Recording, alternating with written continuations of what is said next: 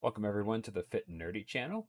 I'm changing it from the old name to Fit and Nerdy because I am a huge nerd and also I lift weights and I would say I have a decent amount of muscle mass. So hold on, let me see if I can get it in the shot here. And I was like, I lift and things like that, and I'm decently strong and things like that. And I want to be able to encourage good information, both in for fitness for people that are also gamers, and other topics that I might enjoy. In any event, I also want to start out with the disclaimer: I'm not a doctor. This is not medical advice. You should talk to your doctor to see if this is a good idea for you, and also consult with them in terms of blood work and everything like that. Don't do this blindly thinking that this might help you out and then it might end up having negative side effects and then you're even worse off than you were before. So again, I'm not a doctor. This is not medical advice, and I just want to put that out there now. What I want to talk about today is post-finasteride syndrome and using HCG to potentially cure uh, post finasteride syndrome, because from what I've read on the internet, there is some evidence to suggest that people have had full recoveries from really bad symptoms by taking HCG. But first, I'm going to start out with saying, what is post finasteride syndrome? I've talked about erectile dysfunction and issues that I've had, and I've taken tons of natural testosterone boosters and everything like that because I've had erectile dysfunction. And I think I've narrowed it down to it's probably post finasteride syndrome because as I've posted in previous videos, uh, my levels have gone up. My levels have like doubled since my lowest point, and it didn't really cure my erectile dysfunction. And from what I've read, testosterone replacement therapy doesn't necessarily cure it unless uh, it doesn't cure it if you have post finasteride syndrome. It'll make you better for a little bit, and then like it just seems like your pathways don't work correctly. And what is post finasteride syndrome? It's a series of different symptoms that people have from taking finasteride because it shuts down your 5 alpha reductase pathway, which creates DHT. DHT is an androgenic hormone, meaning that it can help you with sexual performance, but other people can use their testosterone in order to keep your sexual function going, and some people actually have increased libido from finasteride. So really it's a side effect that doesn't affect everybody, but if it does, it can be devastating. And I took finasteride twice, all in the names of trying to keep my hair, and I ended up having to stop taking it the second time. The first time I got by and I made a full recovery. The second time I wasn't so lucky, and so I ended up stop taking it because I was having a lot of side effects that weren't like that. I was like, whoa, okay, it's like this is clearly doing stuff I don't want it to be doing, and I don't want to lose my ability to have to have sex just because I want to keep my hair, and all in the name of vanity.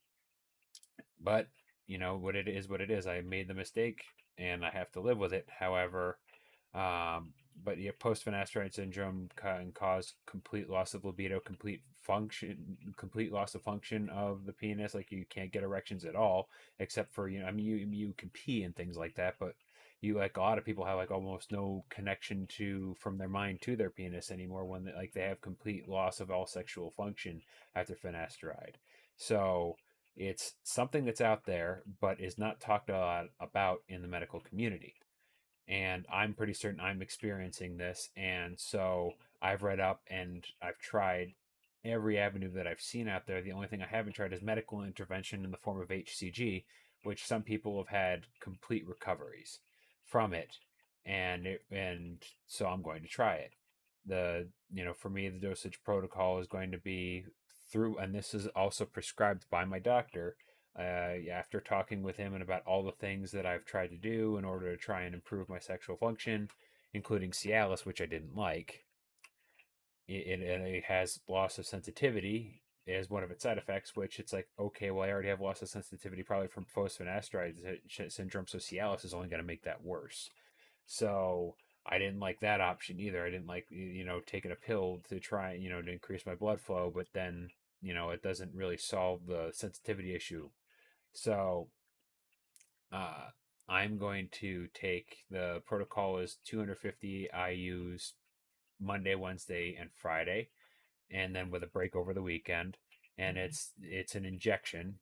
HCG is an injectable, and it's my first injection I've ever done. A little nervous about that, but I think I'll get over it once I start doing it.